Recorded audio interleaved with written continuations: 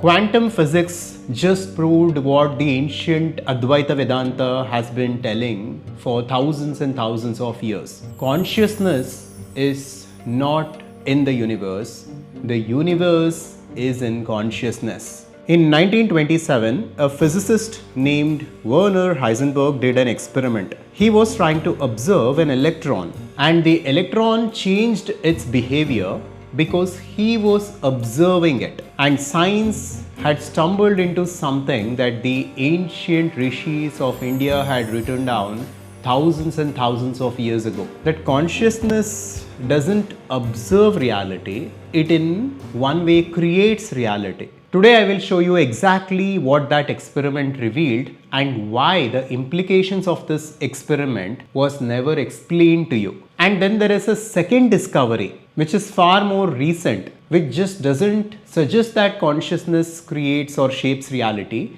but it actually proves it in many ways. And when you understand both of these things together, something within you will shift permanently. Most people engage with science the same way they engage with spirituality. They find it fascinating. They share the quotes, they feel inspired for a day, and then they go back to living without changing anything about their lives. Because nobody is bridging the gap between what the science is discovering and how we can bring that into lived experience in day-to-day life. That gap between the intellectual knowledge and lived experience is precisely what Advaita Vedanta was designed to close. And that is one of the reasons for this channel to exist. I have been studying various teachings on self-help, on manifestation from over a decade.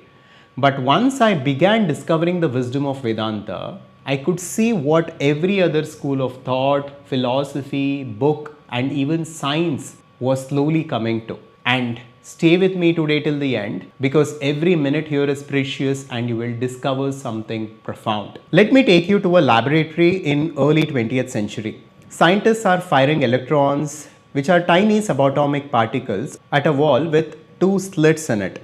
Behind the wall, a screen records where each electron lands. When nobody is watching, these electrons behave like waves and they pass through both slits simultaneously. They spread out in a wave pattern and multiple possibilities exists at once. And then let's add a detector, a simple conscious observer who is seeing and who is consciously observing this phenomenon. The moment observation begins, the electron collapses from a wave of infinite possibilities into a single definitive particle, which means it stops being everywhere at once. Instead, it acts as a particle and chooses a location. This is not an interpretation, this is the observed, replicated, foundational result of quantum mechanics called the observer effect. The measurement itself, the act of conscious observation, is what collapses the quantum wave function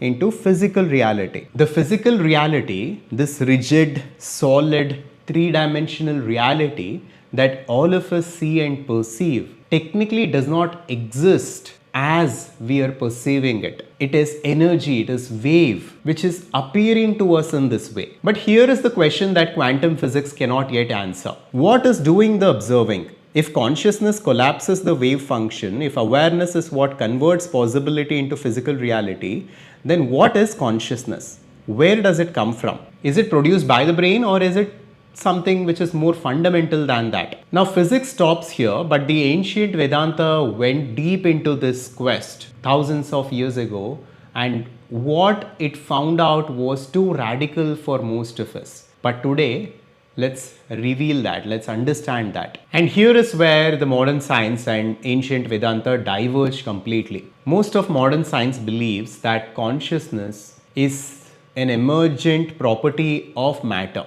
Because of the brain and because of the neural activity, consciousness is a byproduct. And in this worldview, consciousness exists in the universe. But Vedanta sees this completely differently. From the worldview of ancient Vedanta, consciousness is fundamental. It is the energy and the subtle truth behind every aspect of reality. It is the foundation for everything. And all the brain is doing and the body is doing is channeling that consciousness. It is sort of tuning into that consciousness to get an artificial sense of awareness to live its life. So the awareness with which you are watching the video right now is not emerging from the brain, from the worldview of Vedanta, but it is just being channeled through the brain. The brain is just tuning into that infinite consciousness and it is just channeling one aspect of it to make its lived experience possible. So in this regard, a body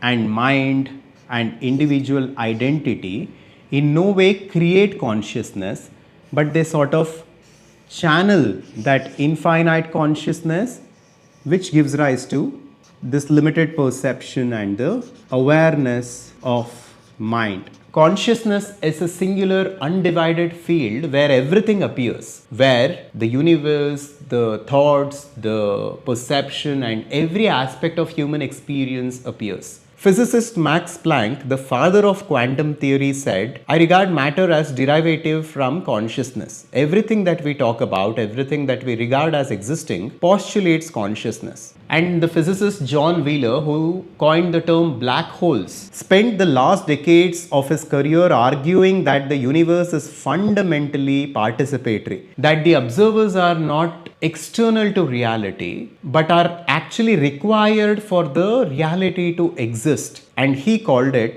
the participatory anthropic principle. Now, these are not spiritual teachers or philosophers. These are architects of modern physics. And they are in some way arriving at the same conclusions through mathematics and through logical analysis, which the ancient Upanishads discovered a millennia ago. Prajnanam Brahma. Brahman is consciousness, which is the foundation of all experience, was something the Upanishad said. It said consciousness is not a property of the universe, but consciousness is sort of a substance in which the universe itself is made. And here is where this gets personal. Until now, whatever we discussed, it happened in a lab. It was something that was said by a physicist, but you might be thinking, how is it relevant for you? How will it change your lived experience? Now, the Upanishads say all of these things that we are discussing is exactly about you, and it can radically shift how you live your life starting from today. And that is what we will come to now. You have so far lived your entire life with an identity, with your body, with your mind, with a name that your parents gave you, and you have an entire story behind who you are. And from that perspective, those experiences are real. Your life is real. I'm not going to deny that. But Upanishads are speaking about something which is more fundamental than that. So think about this. What is that one thing in you which has not changed throughout your life? From the time you were born until today, what has not changed within you? Your body is of course changed. Body is completely different from where it was a few years ago or a decade ago. Your mind is also very, very different. The more things you learn, the more people you interact with, your lived experience shapes your mind, and the thoughts you think, the beliefs you hold can be very different from where they were a decade ago. But what is that one thing that has never changed? That, the Upanishads say, is you yourself. It is your core being. It is the witness. It is the consciousness within you. That unchanging awareness, which you inherently know as I'm speaking here, that there is something within you, the witness, the deeper aspect of you, which is eternal, which is unchanging. That is this infinite consciousness. And hence the Upanishads said, Aham Brahmasmi. My awareness is nothing but the infinite consciousness. That Atman and Brahman are one and the same. I am not in the universe, but the universe is in me. And the physicist Erwin Schrödinger, who gave us the famous thought experiment of a cat, wrote in his book, What is Life? The total number of minds in the universe is one. Not many minds producing one reality, but one mind, one consciousness, expressing as multiplicity. This is exactly what Swami Vivekananda said a few hundred years ago. This is exactly what Adi Guru Shankaracharya said 1,000 years ago. And this is exactly what the ancient rishis gave us in the form of Vedas tens of thousands of years ago. Think about the profundity of this teaching. Upanishads are telling you that you are not a fragment in the universe, but you are the essence of the universe. But right now your mind might be thinking that my life is still the same. I still have the same problems. I still have the same limited identity. I'm not feeling that I am infinite in any way. And for this, the Vedanta explains a phenomenon and a concept called Maya. Maya is sort of a veil of illusion. It is a veil of forgetfulness which is keeping us stuck and which is keeping us away from our true potential. Maya is not a punishment, it is just a limited perception of human mind. Think of it in this way: when you go to sleep and when you dream different dreams, and in some dreams where you are very involved and you are experiencing something intense, you are experiencing the dream as though the dream reality is absolutely real.